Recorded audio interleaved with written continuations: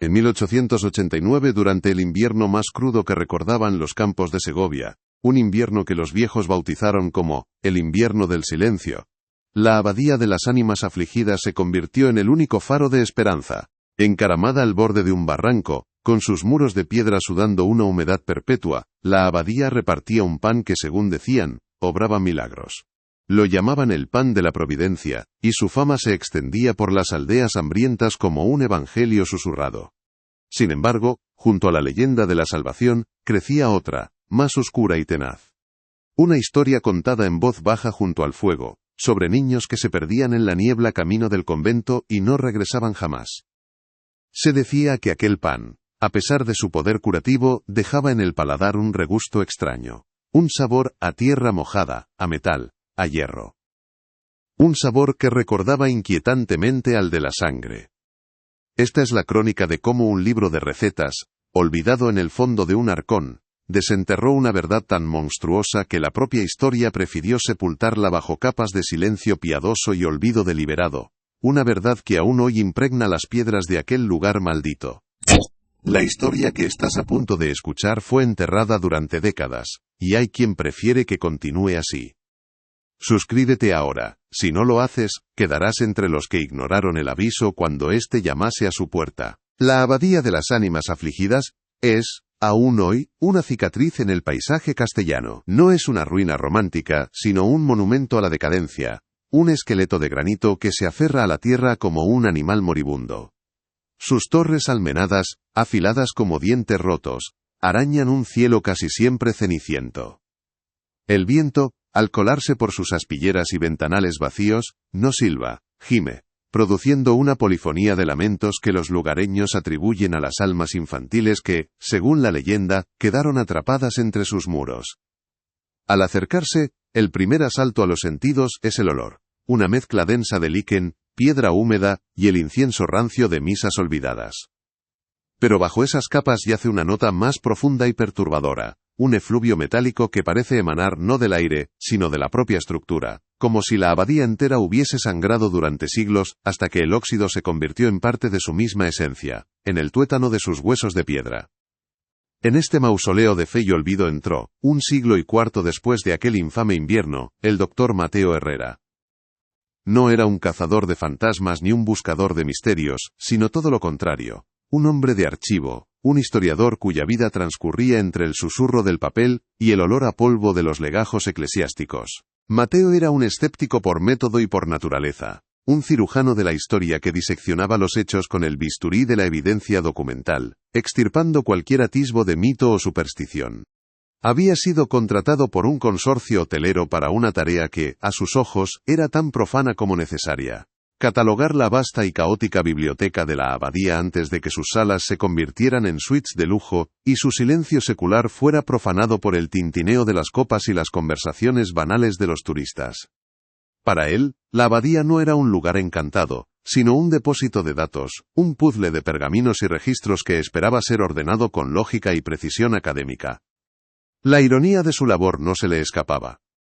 Mientras los arquitectos y diseñadores de interiores planeaban cómo instalar jacuzzis en antiguas celdas de penitencia y convertir el refectorio en un restaurante con estrellas Michelin, él se afanaba en rescatar los últimos vestigios de un pasado que estaba a punto de ser maquillado, neutralizado y vendido como una experiencia de turismo rural. Su trabajo era una carrera contrarreloj contra la amnesia programada. Sentía el peso de ser el último confesor de aquellos muros, el único que escucharía sus secretos antes de que el estruendo de la modernidad los silenciara para siempre.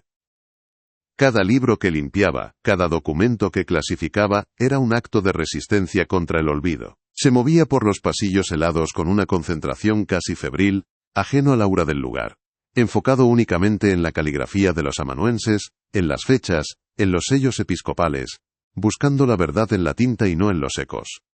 Sin embargo, ni el más riguroso de los escepticismos puede aislar por completo a un hombre de su propia memoria. Mateo había nacido y crecido en un pueblo cercano, y la sombra de la abadía de las ánimas afligidas se había proyectado sobre su infancia. Recordaba perfectamente a su bisabuela, una mujer de rostro surcado por arrugas que parecían mapas de un tiempo antiguo, sentada junto a la lumbre, advirtiéndole con una voz cascada que no se acercara nunca a los muros del convento. Le hablaba de los ángeles perdidos del invierno del silencio, niños que el hambre empujaba hacia la abadía en busca del pan milagroso y que se desvanecían como el humo de la chimenea. Ella misma le había hablado de aquel sabor a hierro, una memoria gustativa heredada a través de generaciones. Mateo el niño sentía un escalofrío. Mateo, el historiador, archivaba aquellas historias en el cajón del folclore, del miedo atávico que las comunidades rurales utilizan para explicar la tragedia y mantener a sus hijos a salvo.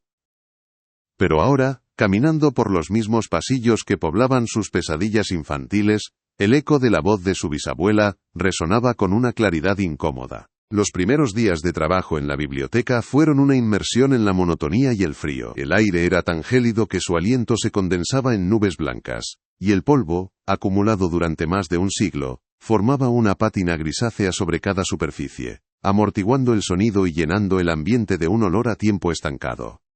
Sus únicos compañeros eran el chasquido de las páginas al pasar y el crujido ocasional de la madera vieja. Pasaba las horas descifrando latín eclesiástico, catalogando misales, libros de cuentas y correspondencia monástica. Todo era predecible, ordenado dentro del caos: registros de diezmos, disputas por tierras, inventarios de reliquias, la burocracia de la fe. No había nada que sugiriera el horror de las leyendas. Se sentía casi decepcionado, como si una parte de él, el niño que escuchaba cuentos de miedo, hubiera esperado encontrar una prueba, una grieta en la normalidad. Pero la historia que contaban aquellos documentos era una de piedad, rutina, y una gestión económica sorprendentemente meticulosa. El mal, si alguna vez había existido, sabía cómo esconder sus huellas tras el tedio de la administración. Fue durante la segunda semana, mientras inventariaba el contenido de un pesado arcón de roble carcomido que contenía reliquias de dudosa procedencia, astillas de la Vera Cruz, fragmentos de huesos de santos anónimos, cuando su mano tropezó con una irregularidad. El fondo del arcón no era macizo. Al presionar una tabla que parecía ligeramente suelta, ésta cedió con un gemido seco, revelando un compartimento secreto. El aire que escapó de aquel hueco era distinto al del resto de la biblioteca. Era un aliento denso, con un olor dulzón y metálico, como el de una carnicería cerrada durante mucho tiempo. Dentro, envuelto en un trozo de paño ennegrecido por el tiempo, había un único objeto, un pequeño libro de tapas de piel oscura, sin título ni marca alguna. No era un misal, ni un libro de oraciones. Era algo más personal, más íntimo. Al tomarlo sintió que su peso era desproporcionado para su tamaño, como si contuviera algo más que simples páginas de papel. Una corriente de frío, más intensa que la del propio ambiente, le recorrió la espalda. Era la primera vez que la abadía le hablaba en un lenguaje que no era el de la historia oficial. El libro era un objeto anómalo, un artefacto que gritaba secreto. La piel que lo forraba era suave y extrañamente flexible, de un color indefinido entre el marrón oscuro y el granate seco. No tenía cierre, pero parecía sellado por la propia presión del tiempo. Al abrirlo, el crujido de su lomo fue como el de un hueso que se rompe. Las páginas, de un papel grueso y amarillento, estaban cubiertas por una caligrafía apretada y nerviosa, la letra de alguien que escribe con una urgencia febril, a medio camino entre la devoción y la locura. Las manchas de tinta se mezclaban con otras de un color pardo rojizo, que Mateo intentó atribuir a la humedad o al vino, aunque una parte más primitiva de su cerebro ya conocía la verdad. No era un diario personal en el sentido tradicional. Las entradas no estaban fechadas de forma convencional, sino que se organizaban bajo títulos desconcertantes: receta para el pan de la expiación, amasado para las almas impuras, horneado de la purificación. Era, para su asombro y creciente inquietud, un libro de cocina, el libro de cocina de la última abadesa, la Madre Superiora Inmaculada de la Santa Faz. Mateo se sentó en el suelo polvoriento de la biblioteca, con el libro abierto sobre sus rodillas, la luz mortecina de la tarde entrando por un ventanal gótico y dibujando barras de sombra sobre las páginas.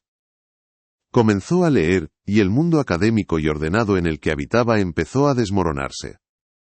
Las instrucciones eran una mezcla blasfema de terminología culinaria y un lenguaje místico y violento. Una receta, titulada Pan de la Providencia para tiempos de hambruna, comenzaba con una lista de ingredientes aparentemente normales: harina de centeno, agua de pozo, levadura madre.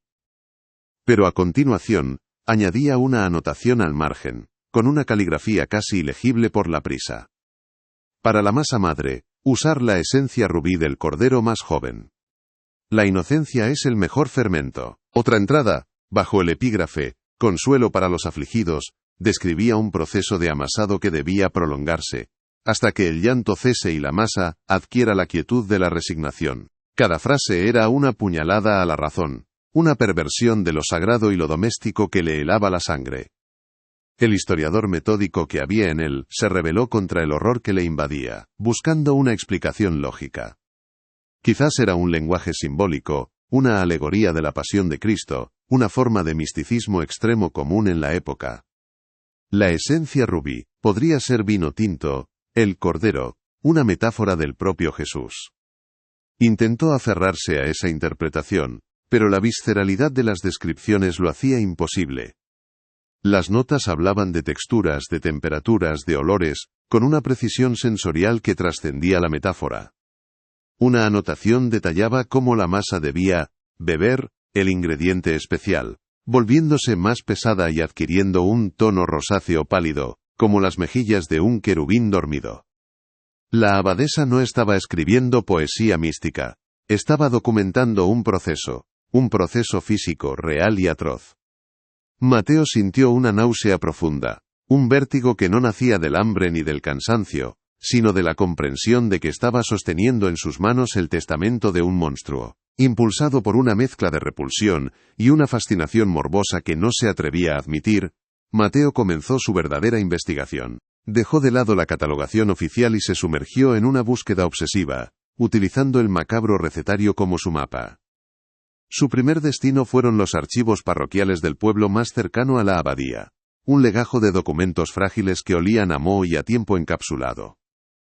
Buscó los registros de nacimientos y defunciones del invierno de 1889. Con el libro de la abadesa a un lado y los registros al otro, empezó a cruzar datos. La primera coincidencia le golpeó como un puñetazo en el estómago. La fecha de una entrada en el recetario, que celebraba una hornada especial para la Candelaria, coincidía con la anotación de la desaparición de dos hermanos, hijos de un leñador viudo, vistos por última vez caminando por el sendero que llevaba a la abadía. El patrón no tardó en revelarse, y era tan metódico como aterrador. Cada vez que la Madre Inmaculada anotaba una de sus recetas especiales, un niño desaparecía de los registros de las aldeas circundantes. No eran hijos de familias importantes cuyas ausencias habrían provocado un escándalo. Eran siempre los más vulnerables, huérfanos que vivían de la caridad, hijos de jornaleros sin tierras, niños sin bautizar cuyos nombres apenas se recordaban. Eran los corderos anónimos de los que hablaba el recetario. Mateo trazó una línea de tiempo, una letanía de nombres y fechas que se superponía perfectamente a la cronología culinaria de la abadesa. La evidencia era circunstancial, pero la correlación era tan perfecta que resultaba matemáticamente imposible que fuera una coincidencia. El pan de la providencia no era un milagro, era el producto final de una cacería sistemática. Su búsqueda le llevó después a los archivos municipales de Segovia, un lugar más formal y menos impregnado de tragedia pero igualmente revelador. Allí, entre informes de cosechas y disputas de lindes, encontró una pequeña colección de periódicos locales de la época. Las noticias sobre el invierno del silencio hablaban de la hambruna y la enfermedad, pero también elogiaban la labor caritativa de la Abadía de las Ánimas Afligidas y su abadesa, la Madre Inmaculada, a quien describían como una santa viviente. Sin embargo, en las páginas interiores, en pequeñas notas casi ocultas, aparecían menciones a la preocupante tendencia de los niños a vagabundear y a las familias desconsoladas por la pérdida de sus vástagos. Las desapariciones eran tratadas como incidentes aislados, trágicas consecuencias del desorden social provocado por el hambre, nunca como un patrón conectado. La narrativa oficial, la historia que se imprimía y se leía, ya estaba trabajando para ocultar la verdad bajo un velo de normalidad y piedad. El descubrimiento más escalofriante tuvo lugar en los archivos diocesanos. Un laberinto de estanterías que llegaban hasta el techo, donde se guardaba la correspondencia entre las parroquias y el obispado. Protegido por el silencio y la solemnidad del lugar, Mateo solicitó acceso a los documentos relativos a la abadía durante el período de la Madre Inmaculada. Tras varias negativas y una insistencia casi insolente, consiguió que un archivero anciano y receloso le entregara una caja de madera sellada. Dentro, encontró un fajo de cartas atadas con una cinta descolorida. Eran del médico de la comarca, un tal doctor Felipe Benavides, dirigidas al obispo de Segovia. La caligrafía del doctor era elegante pero temblorosa, la de un hombre que lucha por mantener la compostura mientras describe el horror. Las cartas eran un grito de auxilio ignorado. El doctor Benavides informaba al obispo del hallazgo de varios cuerpos infantiles en los alrededores de la abadía. Los informes oficiales hablaban de muertes por inanición o frío, pero el médico lo desmentía con una precisión clínica aterradora. Describía una anemia extrema y postmortem, como si los cuerpos hubieran sido vaciados de sangre. Detallaba extrañas marcas de punción en los cuellos y las muñecas, pequeñas y limpias, no atribuibles al ataque de ningún animal conocido. En la última carta, la más desesperada, el doctor llegaba a sugerir una conexión entre estos hallazgos y el famoso pan del convento, mencionando el sabor metálico del que hablaban los aldeanos, y planteando una hipótesis tan monstruosa, que la pluma parecía haberle temblado al escribirla. La respuesta del obispado, adjunta a las cartas, era una breve y gélida nota que ordenaba al doctor Benavides cesar sus especulaciones fantasiosas, para no sembrar el pánico y la desconfianza hacia una obra santa en tiempos de necesidad. El silencio no había sido accidental, había sido impuesto. Si esta revelación te ha helado la sangre, escribe alerta en los comentarios y deja tu like. No seas de los que cierran los ojos. Las señales existen mucho antes de que el peligro se manifieste. Con las pruebas documentales apiladas sobre su mesa de trabajo en la fría biblioteca, Mateo se dio cuenta de que ya no estaba simplemente reconstruyendo un crimen, sino desenterrando una teología. El recetario de la Madre Inmaculada no era el diario de una asesina en serie, sino el libro sagrado de una fe herética y demencial. Las palabras que antes le parecían crípticas, ahora comenzaban a adquirir un sentido terrible. Para descifrar completamente el código, tuvo que sumergirse en textos que ningún historiador convencional consultaría. Tratados de alquimia medieval, estudios sobre cultos paganos y grimorios que describían rituales de sangre. Pasaba las noches en vela, con la única luz de un flexo, rodeado de símbolos arcanos y diagramas esotéricos, sintiendo que cada página que leía le alejaba un poco más de la cordura. La verdad que emergió de aquellos textos era más perversa que el simple canibalismo. La Madre Inmaculada, en la negrura de la hambruna y la plaga, había sufrido una crisis de fe tan profunda que la había fracturado, dando a luz a una nueva y monstruosa doctrina. Se había convencido de que Dios había abandonado a la humanidad por sus pecados, y que las oraciones y los sacramentos ya no eran suficientes. Para salvar a su comunidad, creía necesario un acto de purificación radical, una intervención directa y terrible en el plano físico. Su lógica, retorcida y forjada en el delirio de la inanición y el fanatismo, la llevó a concebir una transubstanciación inversa. Una ceremonia que no buscaba elevar lo terrenal a lo divino, sino traer el pecado al mundo material para poder aniquilarlo. El concepto era de una brillantez teológica aterradora. Si en la Eucaristía el pan y el vino se convierten en el cuerpo y la sangre de Cristo para la salvación de los fieles, en su ritual el pecado mismo debía ser introducido en el pan. De esta manera, al ser consumido por la congregación, la maldad sería absorbida, digerida y neutralizada por la fe colectiva del pueblo. Era una especie de vacuna espiritual, un sacrificio homeopático de una perversidad absoluta, y para obtener la esencia más pura del pecado, la Madre Inmaculada había recurrido a una fuente que, según su teología demente, era la más incontaminada: la sangre de los inocentes. No de los bautizados, cuya alma pertenecía a Dios, sino de los no iniciados, los olvidados, los niños cuyas vidas, a sus ojos, no tenían valor sacramental, y podían ser utilizados como meros recipientes de la impureza del mundo. Las desapariciones, por tanto, no eran asesinatos a sus ojos, eran cosechas sagradas. Los niños no eran víctimas, sino ofrendas, corderos, llevados al altar para la redención de la comunidad. El recetario era la liturgia de este nuevo y oscuro sacramento. Cada paso desde la selección de la ofrenda hasta el horneado final, estaba imbuido de un propósito religioso. Las monjas de la abadía no eran cómplices de un crimen, sino acólitas de un ritual que creían necesario para la supervivencia de su mundo. El sabor a hierro del pan no era un efecto secundario indeseado, sino la prueba tangible de la presencia del sacrificio, la firma anémica de la sangre que estaba destinada a purgar los pecados de todos los que lo consumían. El horror no residía solo en el acto, sino en la convicción divina que lo justificaba, en la fe inquebrantable que guiaba la mano que sostenía el cuchillo. El momento de la revelación total llegó cuando Mateo examinó la contraportada interior del libro de recetas. Allí, dibujado con una tinta que parecía más oscura que el resto, había un diagrama. No era un esquema culinario, sino un plano litúrgico.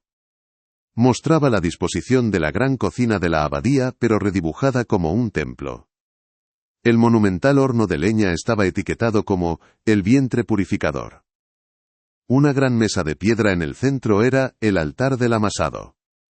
Y lo más escalofriante de todo, una serie de ganchos de carnicero que colgaban del techo, estaban marcados con un término alquímico que se traducía como el punto de la destilación rubí.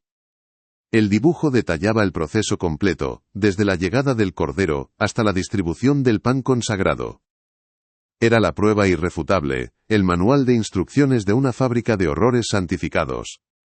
Esa noche, una tormenta se desató sobre Segovia. El viento aullaba contra los muros de la abadía como un coro de almas en pena, y los relámpagos iluminaban intermitentemente la biblioteca, proyectando sombras danzantes que parecían cobrar vida.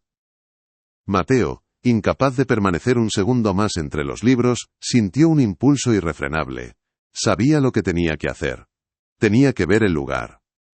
Tenía que enfrentarse al escenario del crimen. Cogió una potente linterna y las viejas llaves de hierro que le había dado el conserje, unas llaves que, según le habían dicho, abrían todas las puertas de la abadía, excepto las de las cocinas y el osario subterráneo, clausuradas desde hacía décadas por supuestos problemas estructurales. Sabía que era una mentira. Estaban cerradas para contener un recuerdo. Forzar la cerradura de la puerta que conducía a las cocinas fue sorprendentemente fácil. La madera, hinchada por la humedad, cedió con un quejido agónico, y una ráfaga de aire helado y viciado salió a su encuentro. El olor era insoportable, una mezcla del antiguo hedor metálico, ahora mucho más concentrado, y el aroma fantasmal de pan recién hecho. Era un olor imposible, un eco olfativo atrapado en el tiempo. Encendió la linterna, y el haz de luz cortó la oscuridad, revelando un espacio cavernoso y sobrecogedor. Era exactamente como en el diagrama de la abadesa. El horno de leña, en el centro de la pared del fondo, era una bestia de ladrillo y hierro, con una boca negra y abierta que parecía una entrada al mismo infierno. El suelo de piedra estaba irregular y manchado, con surcos que parecían canalones que convergían hacia un desagüe central. En el centro de la estancia, la gran mesa de piedra, el altar del amasado, seguía allí, su superficie pulida por un uso que Mateo ahora comprendía con una claridad nauseabunda. Levantó la vista, y el haz de la linterna se posó en los ganchos que colgaban del techo. Estaban cubiertos de una gruesa capa de óxido, inmóviles y silenciosos, pero en su mente los vio balanceándose, brillando a la luz de las velas, cumpliendo su terrible función. Cada detalle de la cocina era un testimonio mudo de la atrocidad. El eco de sus propios pasos sobre la piedra le pareció profano. Una intrusión en una capilla del mal que había permanecido sellada durante más de un siglo. De pie en el centro de aquella cocina infernal, con el sonido de la tormenta rugiendo en el exterior, la mente de Mateo hizo lo que tanto había temido. La barrera entre el pasado y el presente se disolvió. Dejó de ser un historiador analizando hechos y se convirtió en un testigo. Pudo ver la escena con una viveza alucinatoria. Las monjas, con los rostros pálidos e impasibles, moviéndose con la eficiencia de una coreografía sagrada. Vio a la Madre Inmaculada, una figura alta y esquelética, con los ojos ardiendo con el fuego de la locura piadosa, recitando oraciones mientras afilaba un cuchillo. Pudo oír el llanto aterrorizado de un niño, atraído hasta allí con la promesa de un trozo de pan caliente, un llanto que era rápidamente ahogado por el cántico monótono de las hermanas. La visión se volvió insoportablemente nítida. Vio la sangre, oscura y espesa, goteando desde los ganchos hasta los lebrillos de cerámica. Vio a las monjas sumergir las manos en la masa, amasando con una devoción macabra, sus hábitos blancos salpicados de un carmesí que no era el del vino sacramental. Pudo oler la mezcla del aroma dulzón de la sangre fresca con el de la harina y la levadura. Y entonces, el olor más terrible de todos. El del pan cociéndose en el gran horno. Un aroma que debería ser reconfortante y hogareño, pero que en aquel contexto era la esencia misma de la profanación. El calor del horno, el frío de la piedra, los cánticos, los llantos. Todo se arremolinó a su alrededor en un torbellino sensorial que amenazó con destrozar su mente. Cayó de rodillas sobre el suelo helado, jadeando, con el sabor del hierro inundando su propia boca. Cuando la visión se desvaneció, Mateo se encontró solo, temblando en la oscuridad, con el único sonido de su propia respiración entrecortada y el lejano retumbar del trueno. La tormenta amainaba. Se levantó, sintiéndose un hombre viejo y profanado. Había encontrado la verdad. La había visto, la había olido, casi la había saboreado. Tenía el recetario, las cartas del médico, los registros parroquiales. Tenía las pruebas, un caso cerrado que la historia había dejado abierto. Pero mientras salía de aquella cocina maldita y volvía a cerrar la puerta, una nueva y terrible comprensión se apoderó de él. ¿Qué podía hacer con aquella verdad? ¿Quién le creería? Publicar sus hallazgos sería un suicidio académico y personal. Sería acusado de sensacionalista, de falsificador, de loco. La historia era demasiado monstruosa, demasiado increíble para el mundo moderno. La Iglesia negaría las acusaciones. El consorcio hotelero silenciaría el escándalo para proteger su inversión. Y la comunidad académica lo condenaría al ostracismo por atreverse a manchar la historia con un cuento de terror gótico. El mal que la Madre Inmaculada había desatado era tan profundo y tan absurdo, que se había protegido a sí mismo con un velo de incredulidad. Había creado un horror que solo podía sobrevivir como leyenda, porque la realidad era demasiado insoportable para ser aceptada. Mateo completó la catalogación de la biblioteca, pero ya no era el mismo hombre. En 1889, durante el invierno más crudo que recordaban los campos de Segovia, un invierno que los viejos bautizaron como el invierno del silencio, la abadía de las ánimas afligidas se convirtió en el único faro de esperanza. Encaramada al borde de un barranco, con sus muros de piedra sudando una humedad perpetua que parecía llorar por los pecados del mundo, la abadía repartía un pan que, según decían, obraba milagros entre los desamparados. Lo llamaban el pan de la providencia, y su fama se extendía por las aldeas hambrientas como un evangelio susurrado al calor de hogueras mortecinas, una promesa de sustento en un tiempo en que Dios parecía haberse olvidado de Castilla. Sin embargo, junto a la leyenda de la salvación, crecía otra, más oscura y tenaz, una historia contada en voz baja, casi inaudible, para que no la escucharan las paredes. Hablaba de niños que se perdían en la niebla helada camino del convento, atraídos por el olor del horno, y no regresaban jamás, tragados por la piedad de las monjas. Se decía que aquel pan, a pesar de su poder para alejar la enfermedad y llenar el estómago, dejaba en el paladar un regusto extraño, un sabor a tierra mojada, a metal, a hierro. Un sabor que recordaba, de una forma inquietante y visceral, al de la sangre tibia. Esta es la crónica de cómo un libro de recetas, olvidado en el fondo de un arcón, desenterró una verdad tan monstruosa que la propia historia prefirió sepultarla bajo capas de silencio piadoso y olvido deliberado, una verdad que aún hoy impregna las piedras de aquel lugar maldito. La historia que estás a punto de escuchar fue enterrada durante décadas, y hay quien prefiere que continúe así. Suscríbete ahora. Si no lo haces, quedarás entre los que ignoraron el aviso cuando éste llamase a su puerta. La abadía de las ánimas afligidas es, aún hoy, una cicatriz en el paisaje castellano, una herida de granito que se niega a cerrar. No es una ruina romántica, de esas que inspiran a poetas y pintores, sino un monumento a la decadencia, un esqueleto que se aferra a la tierra como un animal moribundo aferrándose a su último aliento.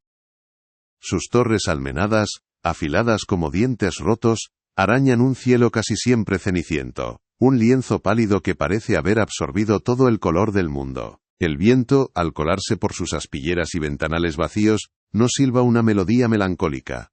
Gime, produciendo una polifonía de lamentos que los lugareños, con un escalofrío heredado, atribuyen a las almas infantiles que, según la leyenda, quedaron atrapadas entre sus muros. Al acercarse, el primer asalto a los sentidos es el olor, una mezcla densa de líquen, piedra húmeda, y el incienso rancio de misas olvidadas hace más de un siglo. Pero bajo esas capas, yace una nota más profunda y perturbadora. Un efluvio metálico que parece emanar no del aire, sino de la propia estructura, como si la abadía entera hubiese sangrado durante siglos, hasta que el óxido se convirtió en parte de su misma esencia, en el tuétano de sus huesos de piedra, un recuerdo olfativo de su abominable secreto. En este mausoleo de fe y olvido entró, un siglo y cuarto después de aquel infame invierno, el doctor Mateo Herrera. No era un cazador de fantasmas ni un buscador de misterios, sino todo lo contrario. Un hombre de archivo, un historiador, cuya vida transcurría entre el susurro del papel de vitela y el olor a polvo de los legajos eclesiásticos.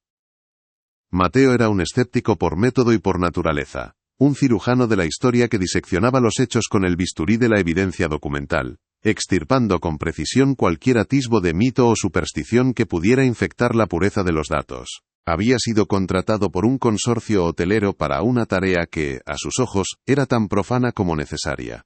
Catalogar la vasta y caótica biblioteca de la abadía antes de que sus salas se convirtieran en suites de lujo, y su silencio secular fuera profanado por el tintineo de las copas de champán y las conversaciones banales de los turistas. Para él, la abadía no era un lugar encantado sino un depósito de información, un puzzle de pergaminos y registros que esperaba pacientemente ser ordenado con la lógica fría y la precisión académica que él dominaba. No buscaba espectros sino las huellas de tinta que dejaban los hombres y mujeres que habían vivido y muerto allí, creyendo que la única verdad reside en lo que queda escrito. La ironía de su labor no se le escapaba, y a menudo le asaltaba en mitad del silencio glacial de los pasillos. Mientras los arquitectos y diseñadores de interiores planeaban cómo instalar jacuzzis en antiguas celdas de penitencia, y convertir el refectorio en un restaurante con estrellas Michelin, él se afanaba en rescatar los últimos vestigios de un pasado que estaba a punto de ser maquillado, neutralizado y vendido como una experiencia de turismo rural con encanto. Su trabajo era una carrera contrarreloj contra la amnesia programada, una batalla silenciosa contra la modernidad que devora la memoria. Se sentía como el último confesor de aquellos muros, el único que escucharía sus secretos antes de que el estruendo del progreso los silenciara para siempre, convirtiendo el misterio en anécdota. Cada libro que limpiaba con un pincel de cerdas suaves, cada documento que clasificaba con meticulosidad, era un acto de resistencia contra el olvido. Se movía por los pasillos helados con una concentración casi febril, ajeno al aura opresiva del lugar, enfocado únicamente en la caligrafía de los amanuenses, en las fechas, en los sellos episcopales, buscando la verdad en la tinta, y no en los ecos que parecían seguirle a cada paso. Sin embargo, ni el más riguroso de los escepticismos puede aislar por completo a un hombre de su propia memoria, de las historias que se le grabaron en la piel durante la infancia. Mateo había nacido y crecido en un pueblo cercano, y la sombra de la abadía de las ánimas afligidas se había proyectado sobre sus primeros años como una advertencia perpetua. Recordaba perfectamente a su bisabuela, una mujer de rostro surcado por arrugas que parecían mapas de un tiempo antiguo, sentada junto a la lumbre advirtiéndole con una voz cascada, como el crujido de hojas secas, que no se acercara nunca a los muros del convento, ni siquiera en pleno día. Le hablaba de los ángeles perdidos del invierno del silencio, niños que el hambre empujaba hacia la abadía en busca del pan milagroso, y que se desvanecían como el humo de la chimenea en el cielo gris. Ella misma le había hablado de aquel sabor a hierro, una memoria gustativa heredada a través de generaciones, un fantasma en el paladar de la comarca. Mateo el niño sentía un escalofrío que le recorría la espalda. Mateo el historiador archivaba aquellas historias en el cajón del folclore, del miedo atávico que las comunidades rurales utilizan para explicar la tragedia y mantener a sus hijos a salvo. Pero ahora, caminando por los mismos pasillos que poblaban sus pesadillas infantiles, el eco de la voz de su bisabuela resonaba con una claridad incómoda, como un aviso que había ignorado durante demasiado tiempo. Los primeros días de trabajo en la biblioteca fueron una inmersión en la monotonía y el frío. El aire era tan gélido que su aliento se condensaba en nubes blancas, y el polvo, acumulado durante más de un siglo, formaba una pátina grisácea sobre cada superficie, amortiguando el sonido y llenando el ambiente de un olor a tiempo estancado, a papel que se deshace, y a secretos que se pudren. Sus únicos compañeros eran el chasquido de las páginas al pasar, un sonido frágil y seco, y el crujido ocasional de la madera vieja, quejándose bajo el peso de su propia historia. Pasaba las horas descifrando latín eclesiástico, catalogando misales, libros de cuentas y correspondencia monástica. Todo era predecible, ordenado dentro del caos. Registros de diezmos, disputas por tierras con los nobles locales, inventarios de reliquias de dudosa procedencia. La burocracia de la fe en su estado más puro. No había nada que sugiriera el horror de las leyendas. Se sentía casi decepcionado, como si una parte de él, el niño que escuchaba cuentos de miedo junto al fuego, hubiera esperado encontrar una prueba, una grieta en la normalidad que confirmara los susurros de su bisabuela. Pero la historia que contaban aquellos documentos era una de piedad, rutina, y una gestión económica sorprendentemente meticulosa. El mal, si alguna vez había existido entre aquellos muros, sabía cómo esconder sus huellas tras el tedio de la administración. Fue durante la segunda semana de su monótona labor, mientras inventariaba el contenido de un pesado arcón de roble carcomido que contenía reliquias de dudosa procedencia, astillas de la Vera Cruz que olían sospechosamente a pino reciente, fragmentos de huesos de santos anónimos que podrían haber pertenecido a cualquier animal de granja, cuando su mano tropezó con una irregularidad. El fondo del arcón no era macizo. Al presionar una tabla que parecía ligeramente suelta, ésta cedió con un gemido seco, como el de una costilla que se rompe, revelando un compartimento secreto. El aire que escapó de aquel hueco era distinto al del resto de la biblioteca. Era un aliento denso, con un olor dulzón y metálico como el de una carnicería cerrada durante mucho tiempo, un olor a vida estancada y a descomposición contenida. Dentro, envuelto en un trozo de paño ennegrecido por el tiempo y la humedad, había un único objeto. Un pequeño libro de tapas de piel oscura, sin título ni marca alguna. No era un misal ni un libro de oraciones, era algo más personal, más íntimo. Al tomarlo, sintió que su peso era desproporcionado para su tamaño, como si contuviera algo más que simples páginas de papel. Una corriente de frío, más intensa que la del propio ambiente, le recorrió la espalda. Era la primera vez que la abadía le hablaba en un lenguaje que no era el de la historia oficial, sino el de los secretos enterrados. El libro era un objeto anómalo, un artefacto que gritaba secreto desde cada uno de sus poros. La piel que lo forraba era suave y extrañamente flexible, de un color indefinido entre el marrón oscuro y el granate seco de la sangre coagulada. No tenía cierre, pero parecía sellado por la propia presión del tiempo, como si no quisiera ser abierto. Al forzarlo, el crujido de su lomo fue como el de un hueso que se rompe bajo una presión insoportable. Las páginas, de un papel grueso y amarillento, estaban cubiertas por una caligrafía apretada y nerviosa, la letra de alguien que escribe con una urgencia febril, a medio camino entre la devoción y la locura. Las manchas de tinta se mezclaban con otras de un color pardo rojizo, que Mateo intentó atribuir a la humedad o al vino derramado, aunque una parte más primitiva de su cerebro, una memoria atávica que todos llevamos dentro, ya conocía la verdad. No era un diario personal en el sentido tradicional. Las entradas no estaban fechadas de forma convencional, sino que se organizaban bajo títulos desconcertantes. Receta para el pan de la expiación. Amasado para las almas impuras.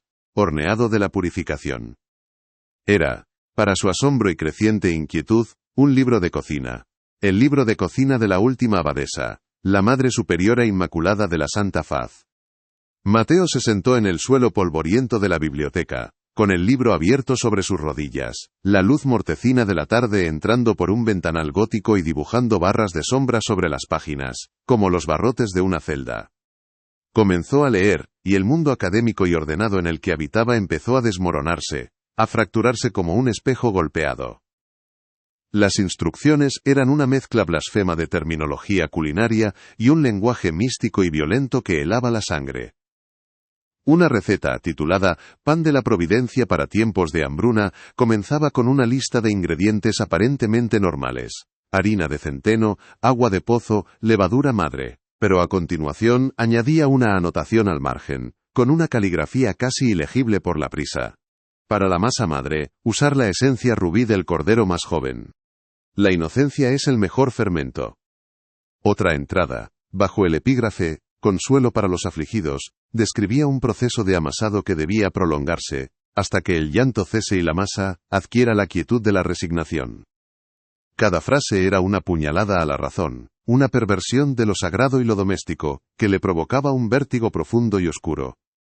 El historiador metódico que había en él, se rebeló contra el horror que le invadía, buscando desesperadamente una explicación lógica, un anclaje en la racionalidad. Quizás era un lenguaje simbólico, una alegoría de la pasión de Cristo, una forma de misticismo extremo común en la época, donde el sufrimiento físico se describía con un fervor casi erótico. La esencia rubí, podría ser vino tinto, el cordero, una metáfora del propio Jesús.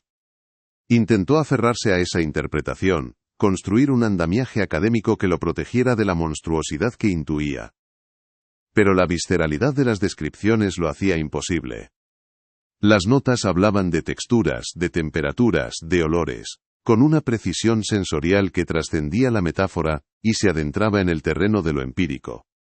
Una anotación detallaba cómo la masa debía beber el ingrediente especial, volviéndose más pesada y adquiriendo un tono rosáceo pálido, como las mejillas de un querubín dormido. La abadesa no estaba escribiendo poesía mística.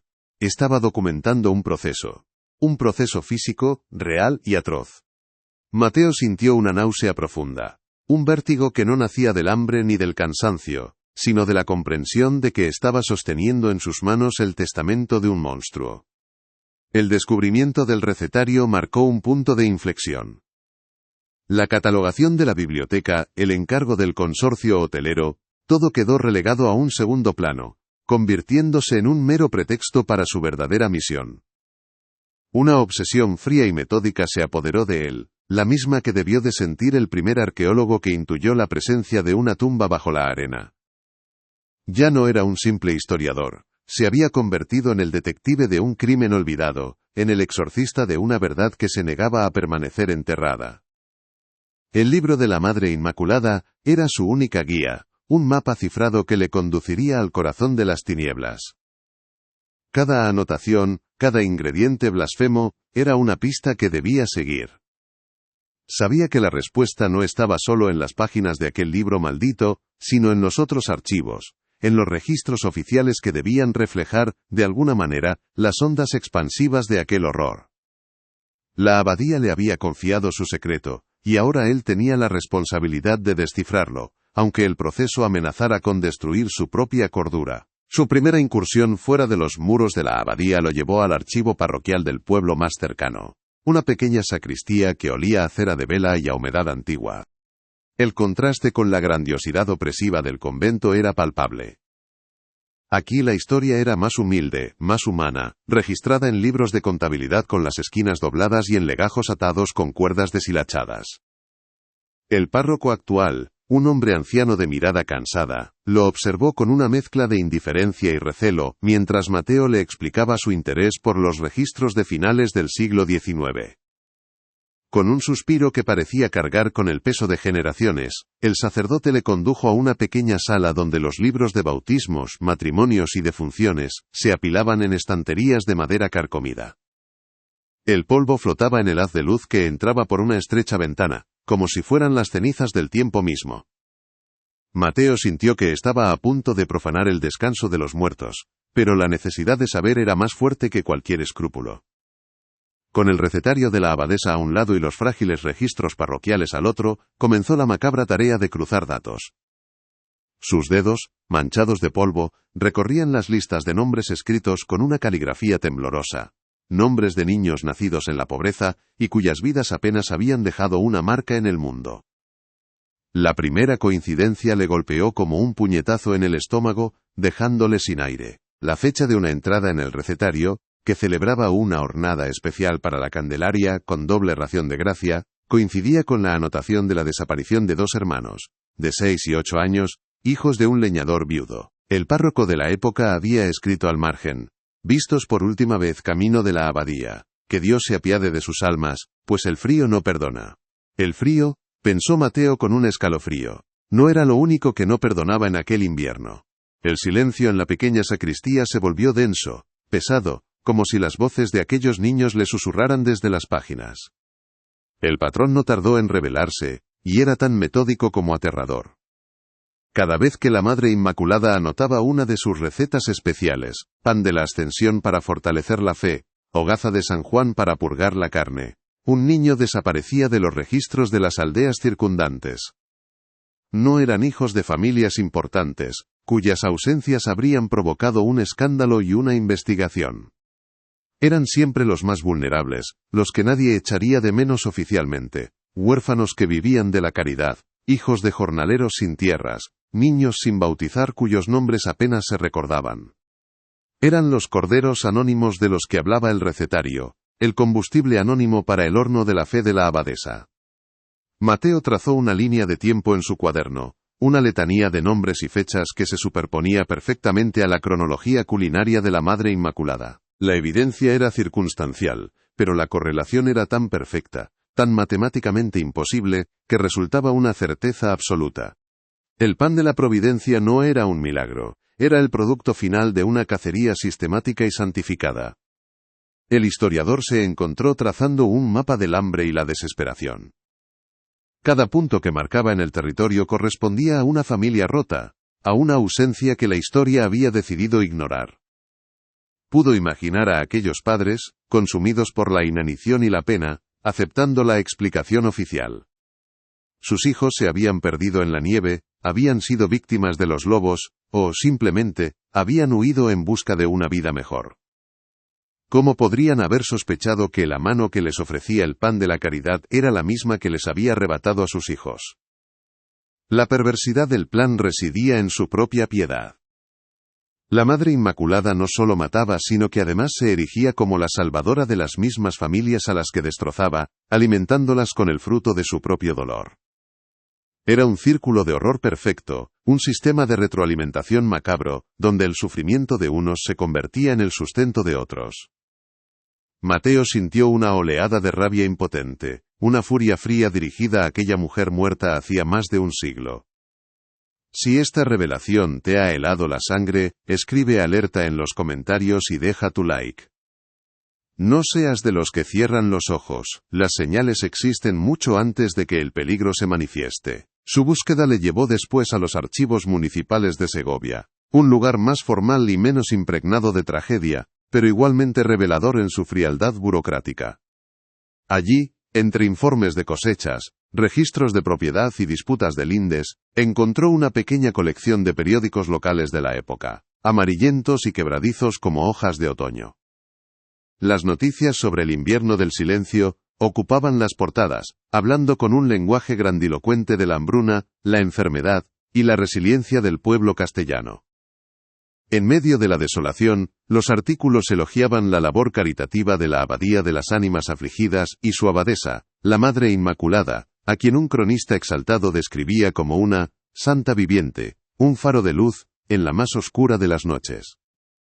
La narrativa oficial, la historia que se imprimía y se leía, ya estaba trabajando para construir un mito, para tejer un velo de santidad, que ocultara la monstruosa verdad que se cocinaba en los hornos del convento.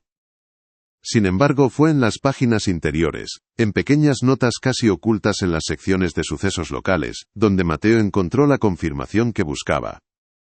Eran breves menciones, redactadas con una indiferencia que hoy resultaría escandalosa, sobre la preocupante tendencia de los niños a vagabundear, y sobre las familias desconsoladas por la pérdida de sus vástagos en la inclemencia del invierno. Las desapariciones eran tratadas como incidentes aislados, trágicas pero inevitables consecuencias del desorden social, provocado por el hambre, nunca como un patrón conectado. Nadie parecía unir los puntos. O, lo que era más probable y aterrador, nadie quería unirlos. La sociedad, desesperada por un milagro, había elegido creer en la santa de la abadía en lugar de enfrentarse a la posibilidad de que un monstruo se escondiera bajo el hábito. El silencio no era solo olvido. Era una elección colectiva, un pacto tácito para no mirar hacia el abismo que se abría a las puertas del convento. El descubrimiento más escalofriante, la pieza que finalmente completaría el puzzle de la conspiración del silencio, tuvo lugar en los archivos diocesanos. Era un laberinto de estanterías que llegaban hasta el techo, un lugar solemne donde se guardaba la correspondencia entre las parroquias y el obispado, el sistema nervioso central de la Iglesia en la región. Protegido por el silencio y la solemnidad del lugar, Mateo solicitó acceso a los documentos relativos a la abadía durante el período de la Madre Inmaculada.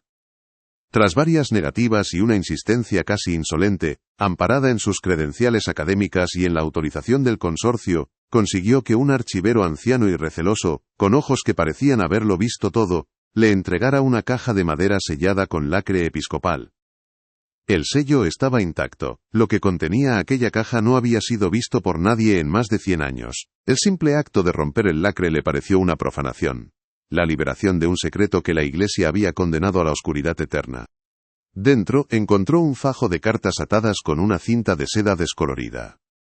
Eran del médico de la comarca, un tal doctor Felipe Benavides, dirigidas personalmente al obispo de Segovia.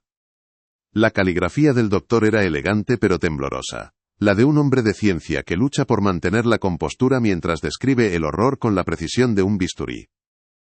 Las cartas eran un grito de auxilio ignorado, un testimonio de la lucha de un hombre solo contra una verdad inconcebible y una institución todopoderosa. Mateo leyó la primera carta, y el frío del archivo pareció penetrarle hasta los huesos. El doctor Benavides informaba al obispo del hallazgo de varios cuerpos infantiles en los bosques y barrancos cercanos a la abadía. Los informes oficiales, redactados por el alguacil del pueblo, hablaban de muertes por inanición o congelación, pero el médico lo desmentía con una precisión clínica aterradora. Describía una anemia extrema y post-mortem, como si los cuerpos hubieran sido sistemáticamente vaciados de sangre antes o inmediatamente después de la muerte.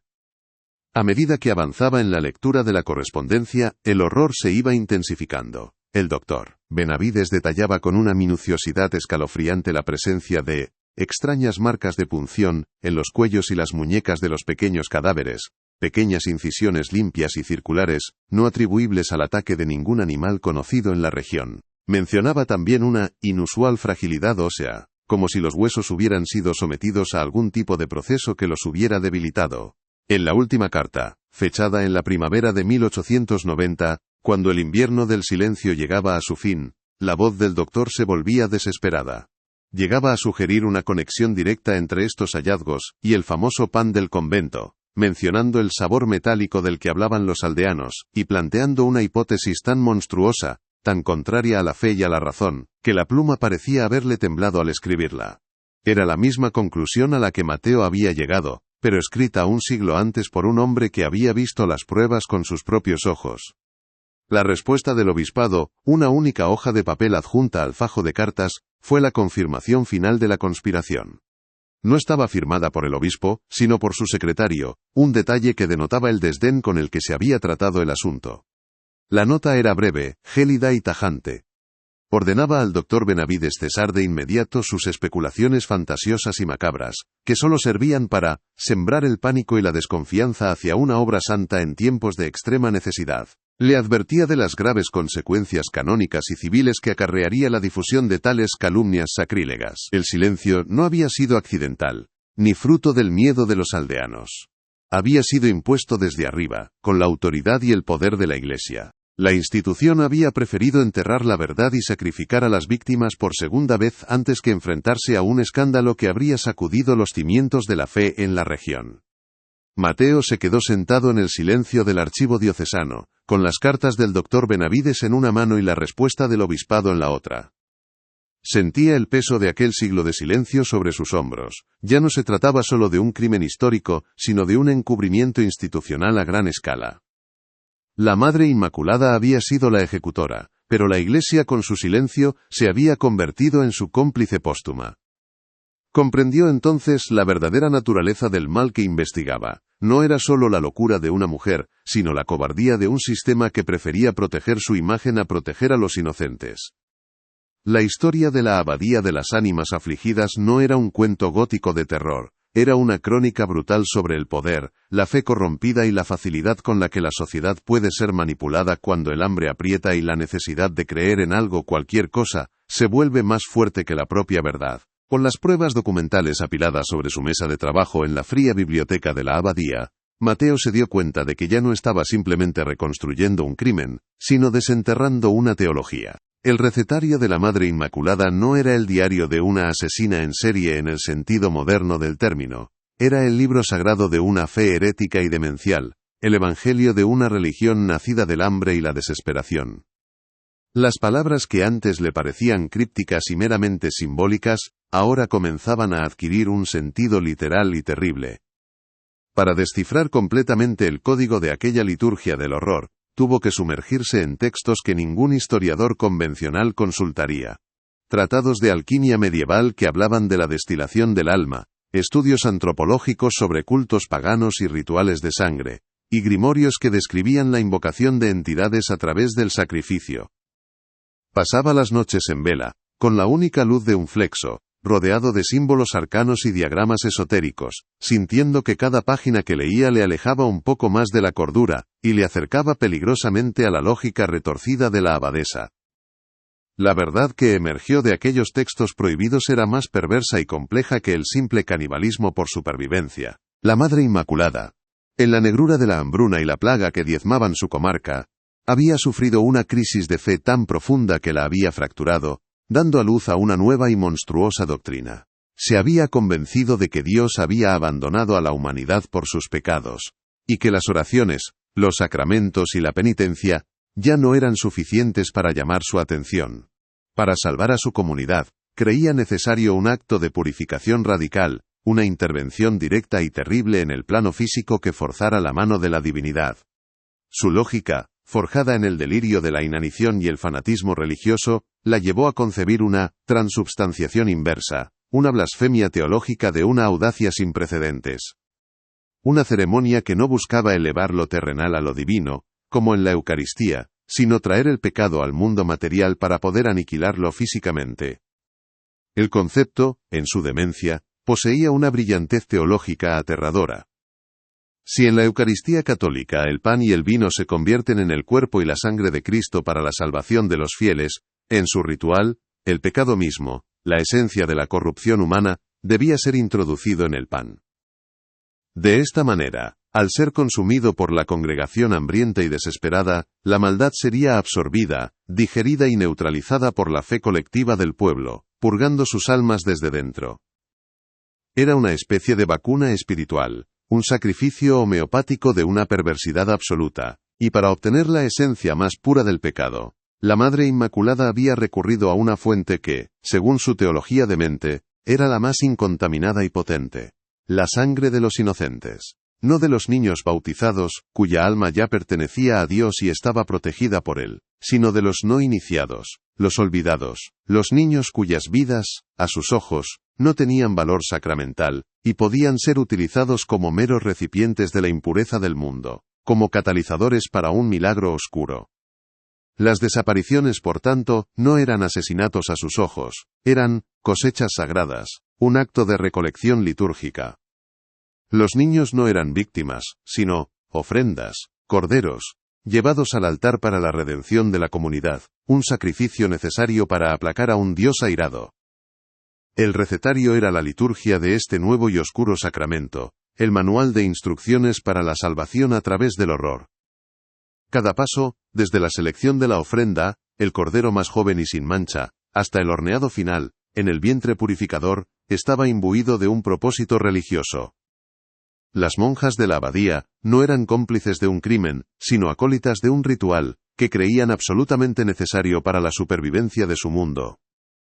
El sabor a hierro del pan no era un efecto secundario indeseado, sino la prueba tangible de la presencia del sacrificio, la firma anémica de la sangre que estaba destinada a purgar los pecados de todos los que lo consumían. El horror no residía solo en el acto, sino en la convicción divina que lo justificaba, en la fe inquebrantable que guiaba la mano que sostenía el cuchillo. El momento de la revelación total, el instante en que todas las piezas encajaron con un chasquido audible en la mente de Mateo, llegó cuando examinó la contraportada interior del libro de recetas. Allí, dibujado con una tinta que parecía más oscura que el resto, casi negra, había un diagrama. No era un esquema culinario, sino un plano litúrgico. Mostraba la disposición de la gran cocina de la abadía, pero redibujada como si fuera un templo. El monumental horno de leña estaba etiquetado como el vientre purificador. Una gran mesa de piedra en el centro de la estancia era el altar del amasado. Y, lo más escalofriante de todo, una serie de ganchos de carnicero que colgaban de las vigas del techo, estaban marcados con un término alquímico que, tras consultar sus libros, Mateo tradujo como, el punto de la destilación rubí. El dibujo detallaba el proceso completo, desde la llegada del Cordero, hasta la distribución del pan consagrado entre los fieles. Era la prueba irrefutable, el manual de instrucciones de una fábrica de horrores santificados, la geografía de una pesadilla. Esa noche una tormenta eléctrica se desató sobre Segovia, como si el cielo mismo estuviera reaccionando con furia al desenterramiento de aquel secreto. El viento a horrores uterrue. Esa noche, una tormenta eléctrica se desató sobre Segovia, como si el cielo mismo estuviera reaccionando con furia al desenterramiento de aquel secreto. El viento aullaba contra los muros de la abadía como un coro de almas en pena, y los relámpagos iluminaban intermitentemente la biblioteca, proyectando sombras danzantes que parecían cobrar vida entre las estanterías. Mateo, incapaz de permanecer un segundo más entre los libros, sintió un impulso irrefrenable. Una necesidad primigenia que trascendía la investigación académica y se adentraba en el terreno de la confrontación personal. Sabía lo que tenía que hacer. Tenía que ver el lugar. Tenía que enfrentarse al escenario del crimen, al altar donde se había consumado la blasfemia. Cogió una potente linterna y las viejas llaves de hierro que le había dado el conserje, unas llaves que, según le habían dicho con una estudiada indiferencia, abrían todas las puertas de la abadía, excepto las de las cocinas y el osario subterráneo, clausuradas desde hacía décadas por supuestos problemas estructurales. Sabía que era una mentira. Estaban cerradas para contener un recuerdo, para sellar una herida que supuraba en los cimientos del edificio. Forzar la cerradura de la puerta que conducía a las cocinas fue sorprendentemente fácil, como si la propia abadía, tras un siglo de resistencia, finalmente cediera y le permitiera el paso a su corazón más oscuro. La madera, hinchada por la humedad de décadas, cedió con un quejido agónico, un sonido largo y lastimero como el de un animal herido de muerte. Una ráfaga de aire helado y viciado salió a su encuentro, un aliento fétido, que llevaba consigo el peso del tiempo y la descomposición. El olor era insoportable, una mezcla del antiguo hedor metálico que ya impregnaba toda la abadía, ahora mucho más concentrado, y el aroma fantasmal de pan recién hecho.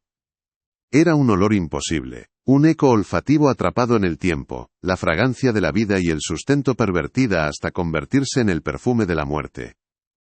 Encendió la linterna y el haz de luz cortó la oscuridad como un bisturí, revelando un espacio cavernoso y sobrecogedor que le robó el aliento. Era exactamente como en el diagrama de la abadesa. El horno de leña, en el centro de la pared del fondo, era una bestia de ladrillo y hierro, con una boca negra y abierta que parecía una entrada al mismo infierno. El suelo de piedra estaba irregular y manchado, con una pátina oscura que la luz de la linterna hacía brillar con una humedad antinatural.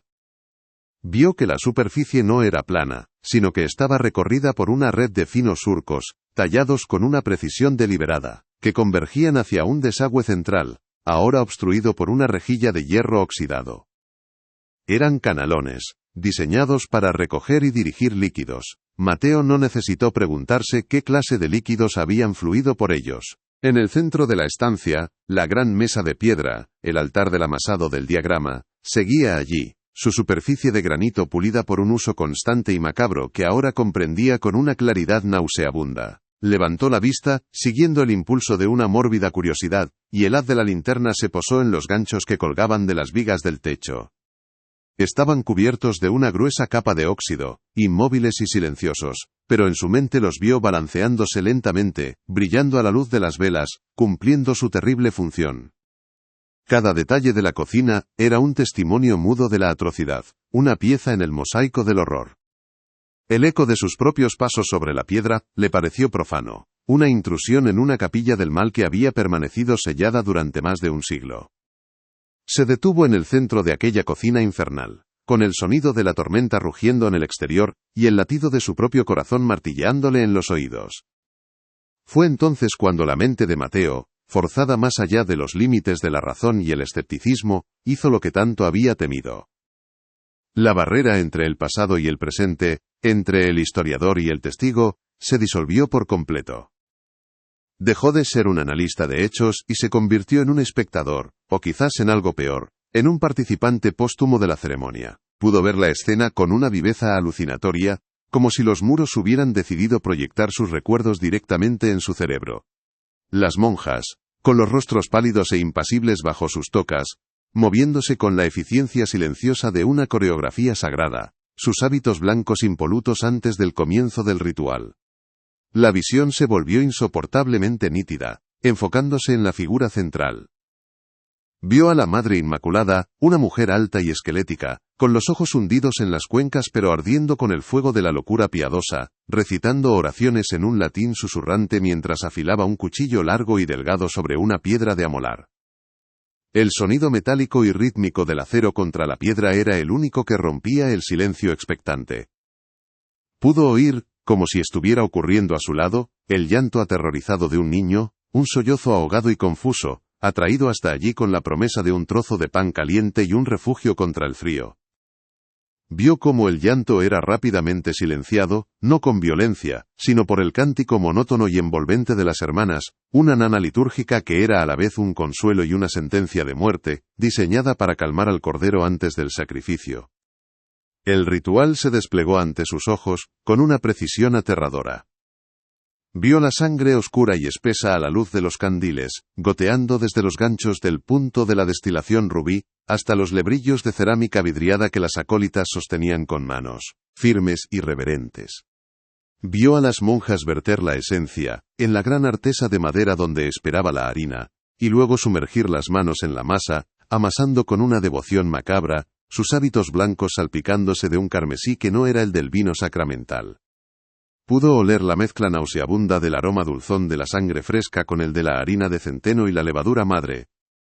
Y entonces, el olor más terrible de todos, el que se grabaría en su memoria para siempre, el del pan cociéndose en el gran horno, un aroma que debería ser reconfortante y hogareño, pero que en aquel contexto era la esencia misma de la profanación, el incienso de un sacramento infernal. El calor del horno, el frío de la piedra bajo sus rodillas, los cánticos hipnóticos, los llantos infantiles que parecían resonar en las paredes, todo se arremolinó a su alrededor en un torbellino sensorial que amenazó con destrozar su mente. La visión se intensificó, mostrándole el final del proceso. Las hogazas de pan, de un color ligeramente más oscuro de lo normal, extraídas del vientre purificador, con largas palas de madera. El vapor que se elevaba de ellas no olía a vida, sino a una muerte santificada. Vio a la Madre Inmaculada tomar una de las hogazas, trazar la señal de la cruz sobre ella con el cuchillo aún manchado y susurrar: «Comed todos de él, pues este es el cuerpo del pecado, que será entregado por vosotros para la purificación del mundo». La blasfemia era total, absoluta. Mateo cayó de rodillas sobre el suelo helado jadeando, con el sabor del hierro inundando su propia boca, como si él mismo hubiera comido de aquel pan maldito. Cuando la visión se desvaneció, tan abruptamente como había comenzado, Mateo se encontró solo, temblando en la oscuridad, con el único sonido de su propia respiración entrecortada y el lejano retumbar del trueno. La tormenta amainaba, como si el cielo se hubiera agotado de su propia furia. Se levantó, sintiéndose un hombre viejo y profanado, como si hubiera envejecido un siglo en aquellos pocos minutos. Había encontrado la verdad. Pero no la había leído en un libro. La había visto, la había olido, casi la había saboreado. Tenía el recetario, las cartas del médico, los registros parroquiales. Tenía las pruebas, un caso cerrado que la historia había dejado abierto. Pero mientras salía de aquella cocina maldita y volvía a cerrar la puerta, atrancándola como si pudiera contener a los fantasmas que acababa de liberar, una nueva y terrible comprensión se apoderó de él, más fría y pesada que la piedra de la abadía. ¿Qué podía hacer con aquella verdad? ¿Quién le creería? Publicar sus hallazgos sería un suicidio académico y personal. Sería acusado de sensacionalista, de falsificador, de loco. La historia era demasiado monstruosa, demasiado increíble para el mundo moderno, que había desterrado tales horrores al reino de la ficción gótica. La Iglesia, con su inmenso poder, negaría las acusaciones, desacreditaría las pruebas, y lo enterraría bajo una montaña de litigios y anatemas. El consorcio hotelero, con su poder económico, silenciaría el escándalo para proteger su inversión multimillonaria, probablemente destruyendo las pruebas y al propio Mateo en el proceso.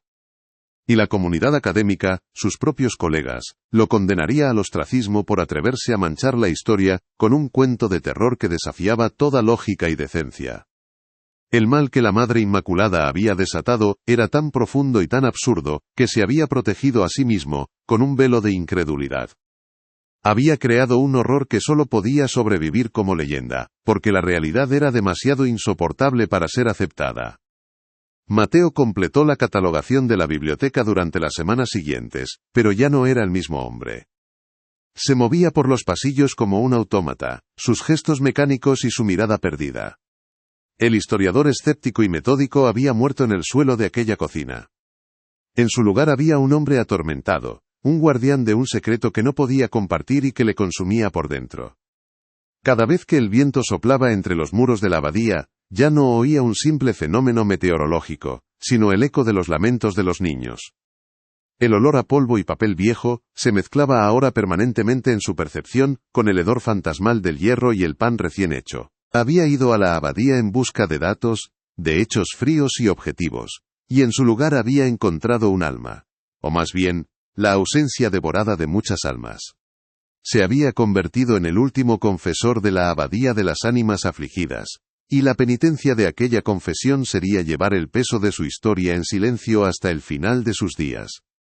El día que entregó su informe final al consorcio, un documento pulcro y profesional que omitía cualquier mención al recetario o a sus descubrimientos, sintió el peso de la traición. Estaba participando en el mismo silencio que había condenado, convirtiéndose en el último eslabón de la cadena de encubrimiento que había comenzado con el secretario del obispo un siglo atrás. Mientras los ejecutivos le felicitaban por su trabajo, y le hablaban con entusiasmo de los futuros menús del restaurante que se instalaría en el refectorio, Mateo solo podía pensar en el pan. En el pan de la providencia. Se preguntó si el nuevo chef, en su ignorancia, intentaría recrear alguna receta antigua, si el olor a pan recién hecho volvería a flotar por los pasillos, despertando memorias que era mejor dejar dormidas en la piedra.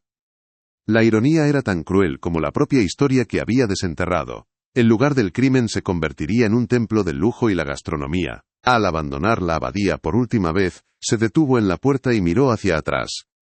Los muros de piedra, bajo el sol pálido de la tarde, parecían más viejos y cansados que nunca. La abadía había guardado su secreto durante más de un siglo, y ahora se lo había transferido a él. Él era el nuevo archivo viviente de su horror. Mientras se alejaba por el camino de tierra, una pregunta inquietante comenzó a formarse en su mente, una pregunta que le acompañaría durante el resto de su vida. ¿Había terminado realmente el ritual con la muerte de la Madre Inmaculada, o simplemente había cambiado de forma? El hambre de la abadía, el hambre de historias, de olvido, de dinero, seguía allí. Quizás las almas de los niños no habían desaparecido. Quizás se habían convertido en los cimientos invisibles sobre los que se construiría el nuevo parador. Su silencio, el ingrediente secreto que garantizaría el confort y la tranquilidad de los futuros huéspedes. El legado de la Madre Inmaculada, comprendió Mateo con un escalofrío final, no era solo de muerte y blasfemia, sino de un silencio que se perpetuaba a sí mismo. Un silencio tan denso y pesado como la masa de su pan maldito. Un silencio que él ahora estaba obligado a mantener. La historia oficial permanecería intacta. El mal no había sido castigado, ni siquiera expuesto. Simplemente había sido catalogado, archivado y olvidado una vez más, bajo una nueva capa de indiferencia moderna. Y en las aldeas circundantes, los ancianos seguirían santiguándose al pasar junto a los muros de la abadía, sin saber exactamente por qué lo hacían, movidos por una memoria heredada, por el fantasma de un sabor a hierro en el paladar de sus antepasados, un eco de la verdad que se negaba a morir del todo. La transformación del historiador estaba completa. El hombre que había entrado en la abadía de las ánimas afligidas buscando desmitificar el pasado, había salido de ella convertido en parte de su leyenda, en un portador de su maldición. Su escepticismo había sido aniquilado, no por fantasmas, sino por la cruda evidencia de la capacidad humana para la crueldad en nombre de la fe. Descubrió que el verdadero horror no reside en lo sobrenatural, sino en los archivos olvidados, en las cartas que nadie leyó, en los registros parroquiales que documentan en silencio la desaparición de los inocentes. El mal no necesita espectros para perdurar, le basta con la complicidad del olvido y la cobardía de los que conocen la verdad y eligen callar. Mateo Herrera se había convertido, a su pesar, en el último de ellos, un guardián silencioso de una historia que gritaba desde la tumba. La noche en que Mateo terminó de escribir su propio diario secreto, el que contenía toda la verdad que no podía publicar, el olor a pan recién hecho se coló por la ventana de su estudio, proveniente de una panadería cercana. El aroma, que una vez le habría parecido reconfortante, le provocó una violenta arcada. Apagó la luz, se sentó en la oscuridad, y por primera vez desde que era un niño que escuchaba los cuentos de su bisabuela, lloró. Lloró por los niños perdidos, por el doctor Benavides y su lucha solitaria, y lloró por sí mismo, por el hombre que había perdido su fe en la historia, en la razón y en la capacidad de la verdad para prevalecer sobre el silencio. El invierno del silencio no había terminado en 1890. Simplemente, había encontrado nuevas formas de helar el corazón de los hombres. El viaje de Mateo a través de los archivos del olvido le había enseñado la lección más amarga de todas, que hay verdades tan monstruosas que, una vez descubiertas, no liberan, sino que encarcelan. Se había convertido en el único prisionero de la abadía de las ánimas afligidas, encerrado no por muros de piedra, sino por las páginas de un libro de cocina y el peso de las almas que contenía. Su investigación había comenzado como un ejercicio intelectual, una disección fría del pasado, y había terminado como una vivisección de su propia alma. La distancia segura del historiador se había evaporado, dejándolo expuesto y vulnerable ante la cruda, insoportable realidad del mal. Y en el silencio de sus noches de insomnio, a menudo se preguntaba si la Madre Inmaculada, desde su tumba sin nombre, no estaría sonriendo, satisfecha de haber encontrado un nuevo acólito para perpetuar su legado de silencio. La abadía, mientras tanto, se preparaba para su nueva vida. Las grúas se alzaban contra el cielo como esqueletos de acero, y el sonido de los martillos y las sierras reemplazaba los lamentos del viento. La modernidad estaba aplicando su maquillaje sobre las cicatrices de la historia, prometiendo lujo donde antes hubo miseria, y relajación donde antes reinó el terror. Pero Mateo sabía que bajo las nuevas capas de pintura y los suelos de madera pulida, la piedra original seguiría allí, impregnada del recuerdo metálico de la sangre. Sabía que los cimientos de aquel lugar de descanso estaban hechos de los huesos de los olvidados, y que ningún rediseño interior podría jamás purgar la esencia de lo que allí había ocurrido. El horror no estaba en los fantasmas, sino en la propia tierra, en la memoria de la piedra. La pregunta que la historia deja suspendida en el aire helado de Segovia es tan inquietante como la propia leyenda. ¿Qué es más aterrador? ¿El monstruo que comete la atrocidad, o la sociedad que, por miedo, por conveniencia o por una fe ciega, elige mirar hacia otro lado y permite que el monstruo se convierta en santo? La Madre Inmaculada fue la mano ejecutora, pero el verdadero mal, el que perdura, es el del silencio colectivo, el de la verdad sacrificada en el altar de la comodidad. El pan que amasó la abadesa alimentó el cuerpo de los hambrientos, pero el silencio que lo rodeó envenenó el alma de una comarca para siempre. Y ese veneno, descubrió Mateo, sigue activo, esperando a que un nuevo invierno de necesidad o fanatismo le dé la oportunidad de volver a fermentar. El libro de recetas, el testamento de la Madre Inmaculada, reposa ahora en una caja fuerte en el despacho de Mateo. No se atreve a destruirlo, pues siente que sería cometer un último asesinato, borrar la única prueba de la existencia de aquellas víctimas. Tampoco se atreve a revelarlo. El libro se ha convertido en su reliquia personal, un objeto sagrado y maldito a la vez, el epicentro de su nueva y solitaria fe, la fe en la memoria del horror como único antídoto contra su repetición. A veces, en mitad de la noche, abre la caja y lo contempla, sintiendo el frío de su piel bajo los dedos como si estuviera tocando la mano misma de la abadesa, en un acto de penitencia y recuerdo perpetuo. La abadía, hoy un parador de lujo, recibe a sus huéspedes con una sonrisa profesional y cócteles de bienvenida. Los turistas pasean por sus claustros restaurados admirando la arquitectura gótica y la paz del lugar. Nadie les habla de los niños perdidos ni del sabor a hierro. Nadie menciona el invierno del silencio. Pero a veces, en las noches más frías y silenciosas, Los trabajadores del turno de noche aseguran oír el llanto ahogado de un niño proveniente de la zona de las antiguas cocinas, ahora un moderno y aséptico almacén. Y algunos huéspedes, los más sensibles, se quejan de un extraño olor que impregna sus suites, un olor que no logran identificar, a medio camino entre el óxido y el pan recién salido del horno. El horror, como la levadura madre, nunca muere del todo. Simplemente permanece latente, esperando las condiciones adecuadas para volver a crecer. La historia de la Abadía de las Ánimas Afligidas no es un capítulo cerrado del pasado, sino una advertencia. Una advertencia sobre los monstruos que pueden nacer cuando la fe se pudre en fanatismo y el hambre, ya sea de pan o de salvación, nos empuja a aceptar milagros sin preguntarnos cuál es su verdadero precio. Un precio que, como descubrió Mateo Herrera, a veces se paga con la sangre de los inocentes y se sirve en el pan de cada día. El legado final de esta historia no es una respuesta, sino una pregunta que resuena a través del tiempo. ¿Cuántos otros secretos como este yacen enterrados en los cimientos de lugares que consideramos sagrados o seguros? ¿Cuántos crímenes han sido blanqueados por la historia, convertidos en leyendas inofensivas o simplemente borrados por el silencio de los que sabían? La Abadía de las Ánimas Afligidas es solo una cicatriz visible en el paisaje, pero nos obliga a preguntarnos por las heridas que no podemos ver, por las verdades que aún esperan, en el fondo de un arcón olvidado, a que alguien tenga el valor, o la desgracia, de encontrarlas. Y nos recuerda que el sabor a hierro a veces no es solo un recuerdo, sino una advertencia. Usted ha escuchado la verdad de hoy. Si no se une a nosotros, esta verdad seguirá acechando a los desprevenidos. Suscríbase, active la campana y comparta, antes de que el próximo secreto le encuentre desprevenido. El historiador que había descendido a las cocinas, en busca de una verdad tangible, de una prueba que pudiera ser catalogada y archivada, ascendió de aquel infierno transformado en un hombre maldito, en el portador de una memoria que no le pertenecía. Mateo Herrera ya no era un escéptico que diseccionaba el pasado con la fría lógica de la academia, se había convertido en un testigo, en el último receptor de una confesión que la historia se había negado a escuchar. El peso de aquel conocimiento era una carga física, una opresión en el pecho que le dificultaba la respiración en el aire puro de la noche, ahora que la tormenta había pasado. Cada sombra que se alargaba desde los muros de la abadía le parecía la silueta de un niño perdido, cada susurro del viento entre las almenas era un lamento que pronunciaba su nombre.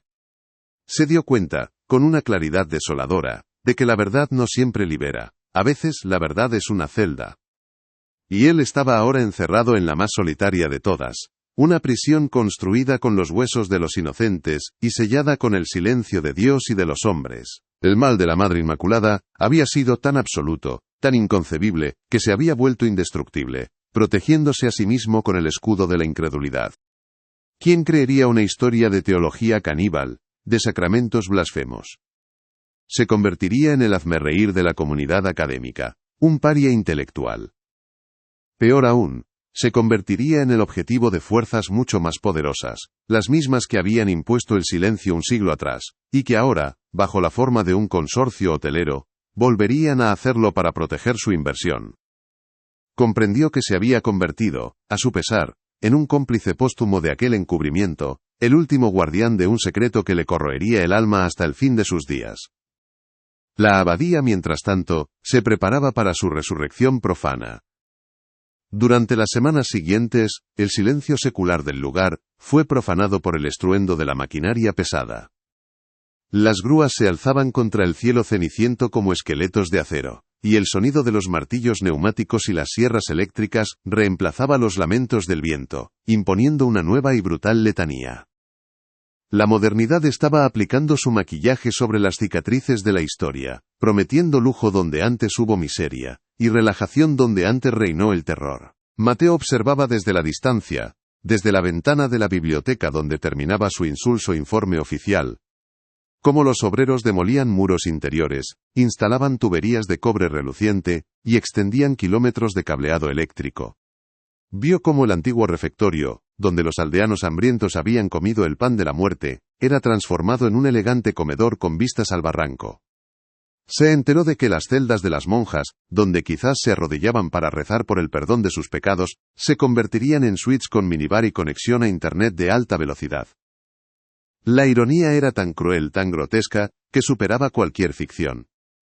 El lugar del crimen se convertiría en un templo del hedonismo y la gastronomía, y los futuros huéspedes brindarían con vinos caros sobre la misma tierra que había bebido la sangre de los olvidados. Cada golpe de martillo era un clavo más en el ataúd de la memoria, cada capa de pintura una nueva palada de tierra sobre una fosa común que solo él conocía. El mundo no quería la verdad, quería una historia bonita con final feliz, y estaba dispuesto a construirla sobre los cimientos de una pesadilla. El hombre que abandonó la abadía por última vez, era una sombra del historiador que había llegado lleno de curiosidad académica.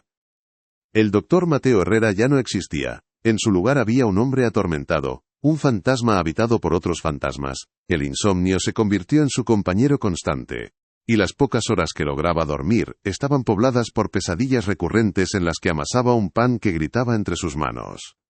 Desarrolló una aversión visceral, casi fóbica, al olor del pan recién hecho, un aroma que para el resto del mundo significaba hogar y consuelo, pero que para él era el perfume de la muerte. Los archivos, que una vez fueron su santuario, se convirtieron en un laberinto de susurros, y cada legajo que tocaba parecía mancharle los dedos con el polvo de los huesos. Se sentía como el doctor Benavides, un hombre solo con una verdad monstruosa que nadie estaba dispuesto a escuchar. Descubrió que el verdadero horror no reside en lo sobrenatural, en los espectros que cruzan los pasillos, sino en la cruda y documentada evidencia de la capacidad humana para la crueldad en nombre de la fe, y en la cobardía de quienes, conociendo la verdad, eligen el silencio. Se había adentrado en la historia buscando desmitificar una leyenda, y había salido de ella convertido en parte de la misma, en el portador final de su maldición, condenado a escuchar eternamente, en el silencio de su estudio, el eco de un llanto infantil que el resto del mundo había olvidado. El legado de la Abadía de las Ánimas Afligidas, sin embargo, se negó a morir por completo. La historia, cuando es demasiado terrible para ser recordada, no desaparece.